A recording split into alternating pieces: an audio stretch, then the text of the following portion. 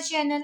Today in this particular video lecture we are going to start second unit of quantum mechanics whose first topic is finite potential well, or we can say scarce potential well.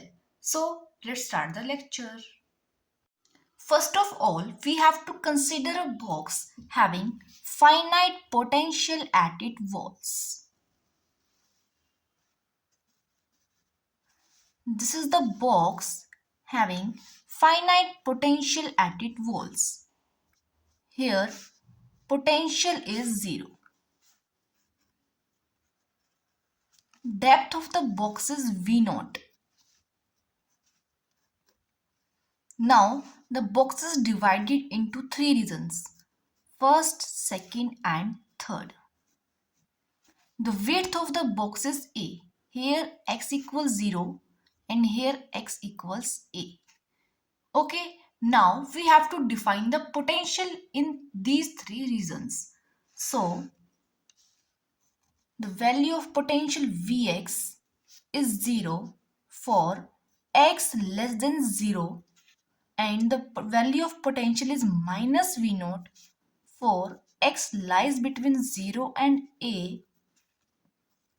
The value of potential is 0 for x greater than A. The value of wave function in region 1 is psi1 and in region 2 is psi2. The value of wave function in region 3 is psi3. According to classical mechanics, the second region is forbidden region. That means there is no chance of finding any wave in this region. But according to quantum mechanics, the wave can penetrate through the first region and can be found in second region also. Now, in this topic, we have to discuss two cases when E is less than V and when E is greater than V. When E is less than V, that means the chance of finding the wave is in this region. That means here. Okay. And when E is greater than V, then the chance of finding the wave is above this line V equals 0. Okay. In this video, we will discuss the first case, that is when E is less than V. So, considering the first case, that is when E is less than V, or the value of V is 0. So, the particular case is when E is less than 0. First of all, we have to write the Schrodinger wave equation for these 3 reasons. Okay, so let m is the mass of the particle, mass that is confined in the box. Okay, so for reason first, we are writing the Schrodinger wave equation. So we get d square psi1 upon dx square plus 2m upon h cut square E minus V psi1 equals 0. Now we know that for reason first, the value of V is 0. So we get d square psi1 upon dx square plus 2m upon h cut square E psi1 equals 0. Name it equation 1. Similarly, for reason third, we are writing the Schrodinger wave equation and we get d square psi3 upon dx square plus 2m upon h cut square E psi3, that equals to 0. Here also the V equals to 0. Now let K1 square equals minus 2 me upon h cut square. In equations में हम 2m e upon h cut square को k1 square late कर रहे हैं, and इस k1 square को हमने negative क्यों लिया है? क्योंकि जो भी हम कांस्टेंट लेट करते हैं that must be positive.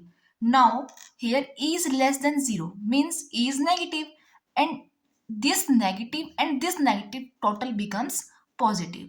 So the k1 square equals minus 2me upon h cut square. Now the two above equations are reduced as for reason first.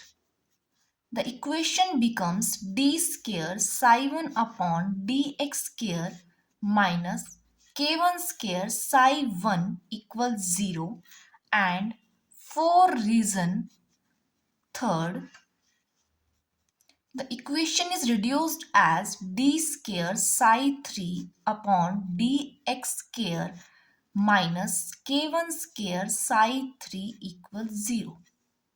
Now, if we talk about the solution of these two equations, then the solution of this equation can be given as psi 1 equals a e raised to power k1x plus b e raised to power minus k1x. This is the solution for the equation of reason first. Now, the solution of this equation can be given as psi 3 equals e raised to power k1x plus f e raised to power minus k1x. Hope this is clear to all of you. Last section में हमने psi 1 and psi 3 की values find out कर ली थी. Now when x approaches to minus infinity in region 1, then we find b e raised to power k1 infinity equals infinity. यही मिलेगा हमें जब हम x को माइनस इंफिनिटी अप्रोच करवाएंगे इन रीजन फर्स्ट.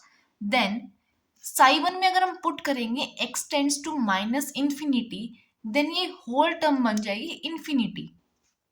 क्लियर है यहां तक? अब जो ये वेव फंक्शन जो ये फिजिकली ससेप्टेबल नहीं है, देन जो कोफिशिएंट है दैट मीन्स b वो हो जाएगा 0. राइट? सो psi 1 की जो वैल्यू हमें मिली है that equals to e raised to power k1x into a. Okay, similarly, when x approaches to plus infinity in region third, then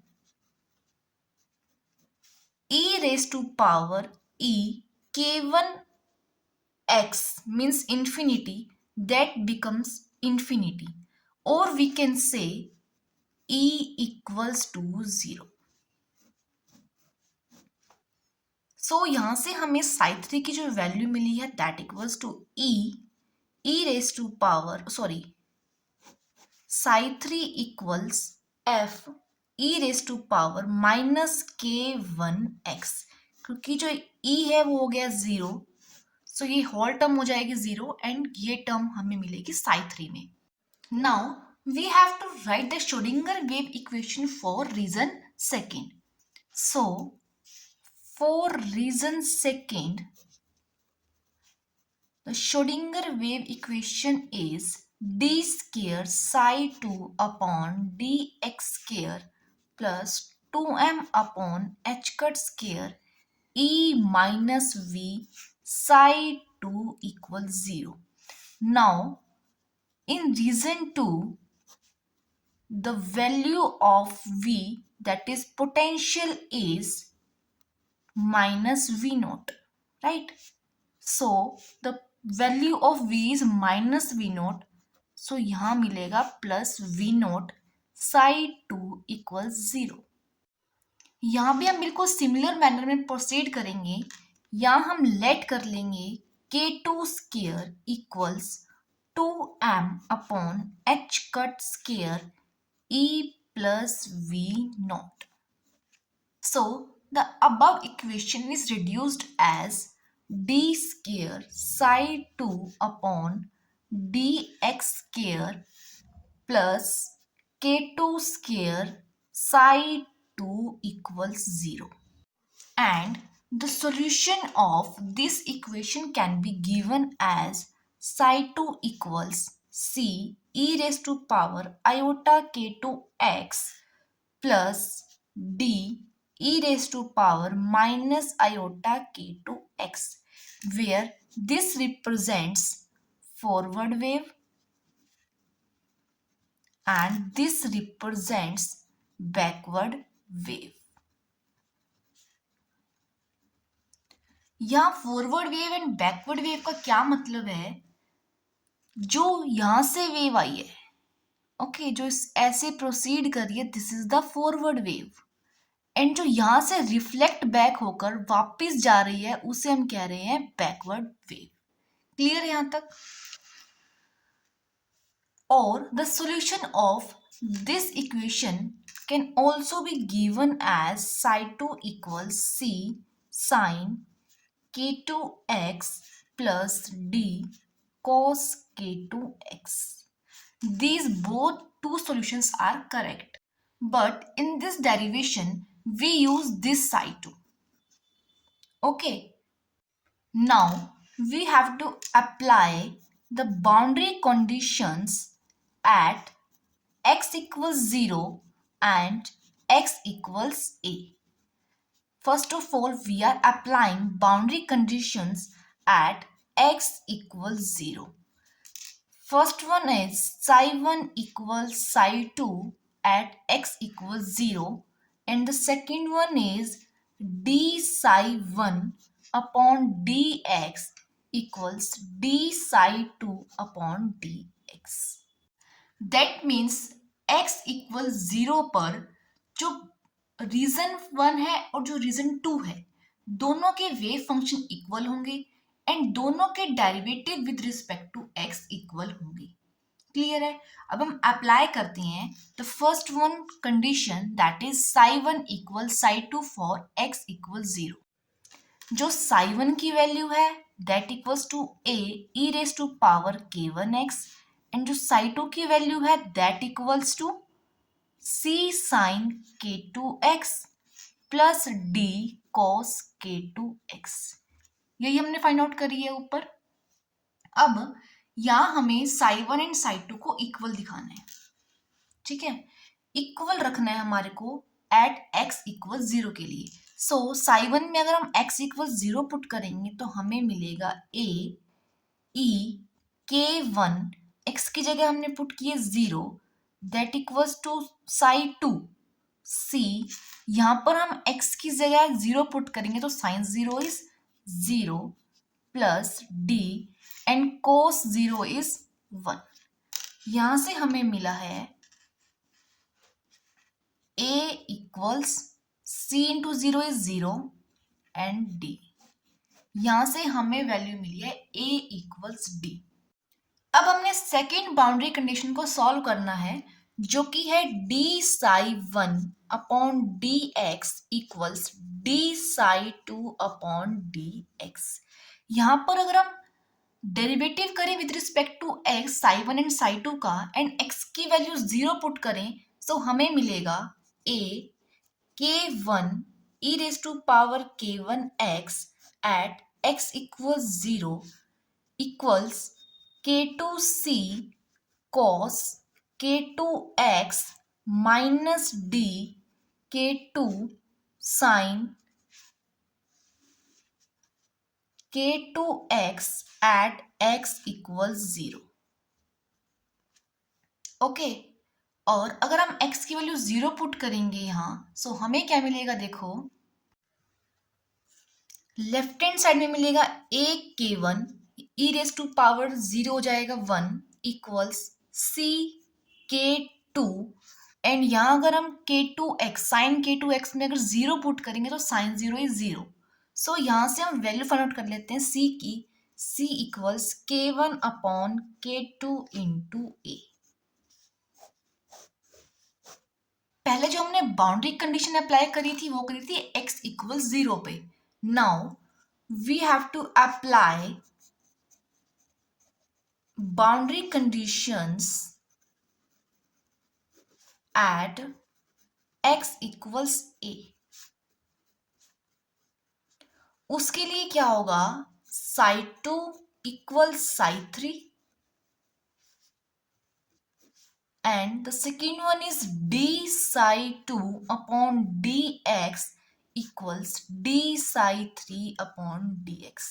अगर हम psi 2 एंड psi 3 को इक्वेट करें तो हमें मिलेगा c sin k2a plus d cos k2a equals psi 3 is f e minus k1a। यहाँ पर हमने क्या किया है, साई 2 एंड साई 3 को इक्वेट किया है एंड x के प्लेस पे a पुट किया है। सिमिलरली अगर हम साई 2 एंड साई 3 को डेरिवेट करें with respect to x and x के प्लेस पे a पुट करें सो हमें मिलेगा c k2 cos k2a minus d k2 sin k2a equals minus f k1 e raise to power minus k1। ठीक है, Sai 2 and Sai 3 को आप खुद भी सॉल्व करके देख सकते हो, बिल्कुल सिंपल डेरिवेटिव है। ओके, अब हमने क्या करना है, इन दोनों इक्वेशन को name it equation 3 and this one equation 4। Now divide equation 3 and equation 4, then we get c sin k2a plus d cos k2a upon c k2 cos k2a minus d k2 sin k2a equals f e raised to power minus k1a upon minus f k1 e raised to power minus k1a। यहां से f cancel हो जाएगा and ये term cancel हो जाएगी। Clear है, यहां हमारे को मिला है -1 अपॉन k1। अब हम क्रॉस मल्टीप्लाई करेंगे एंड हमें क्या मिलेगा वो देखो, c k1 sin k2a, तो ये k1 है, इसे हम इस टर्म्स के साथ मल्टीप्लाई कर रहे हैं, plus d k1 cos k2a equals, ये जो ये माइनस है ये हम इन टर्म्स के साथ मल्टीप्लाई कर रहे हैं क्योंकि यहाँ हमारे को मिला है -1 अपॉन k1। ओके, सो यहाँ में मिलेगा d k2 sin k2a minus c k2 cos k2a।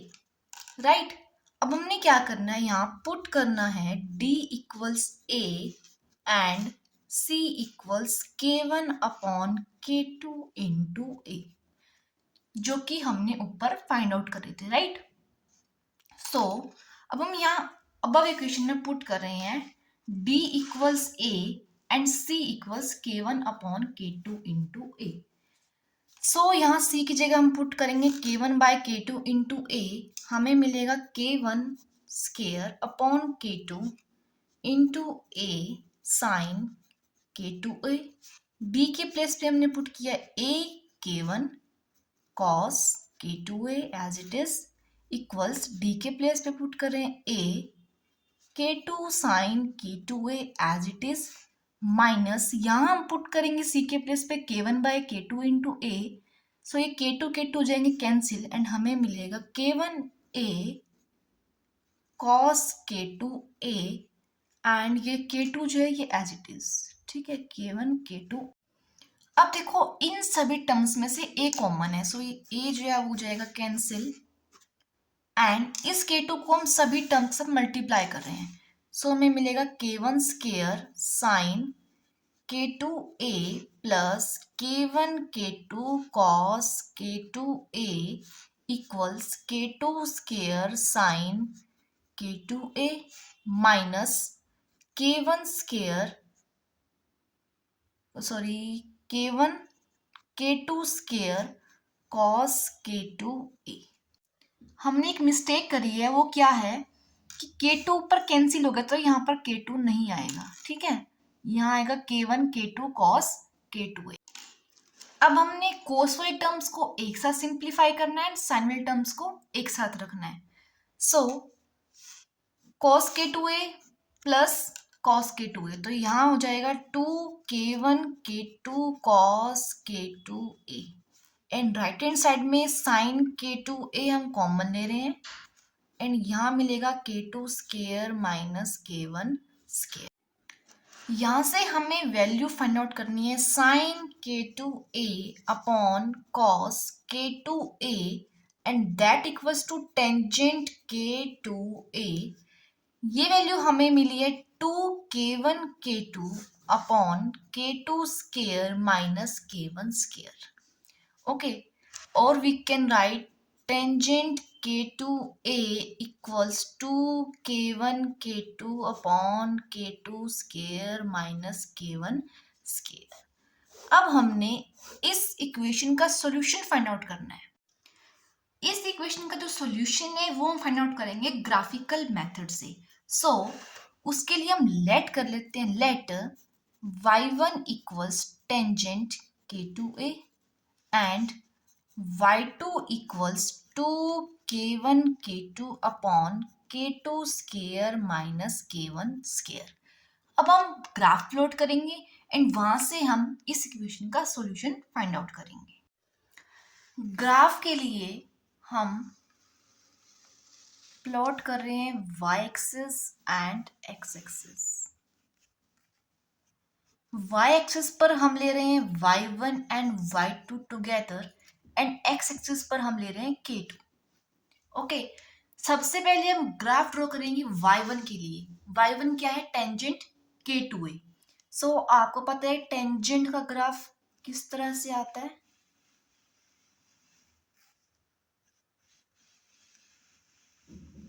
ठीक है,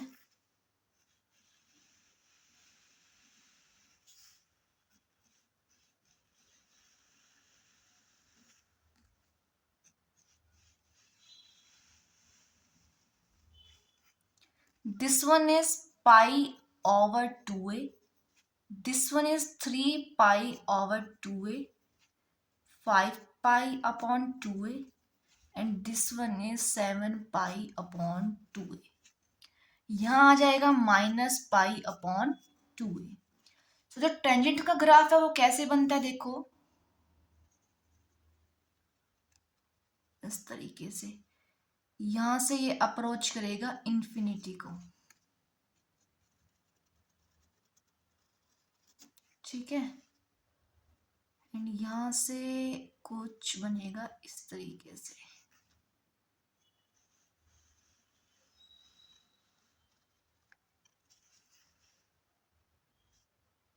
इजी है टेंजेंट का ग्राफ तो बनाना, सबको आता ही है।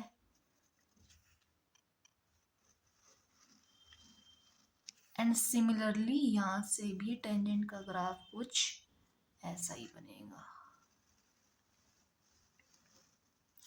क्लियर है?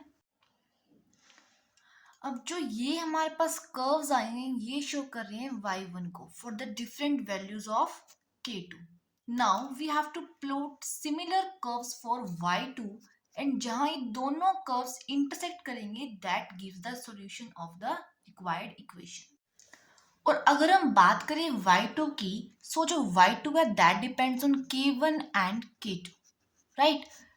सो जो कर्व आएगा वो कुछ इस टाइप से आएगा, जो कर्व की जो वैल्यू है वो इनिशियली इंक्रीज होगी, then at a certain value वो वैल्यू जो है वो डिक्रीज होना स्टार्ट हो जाएगी।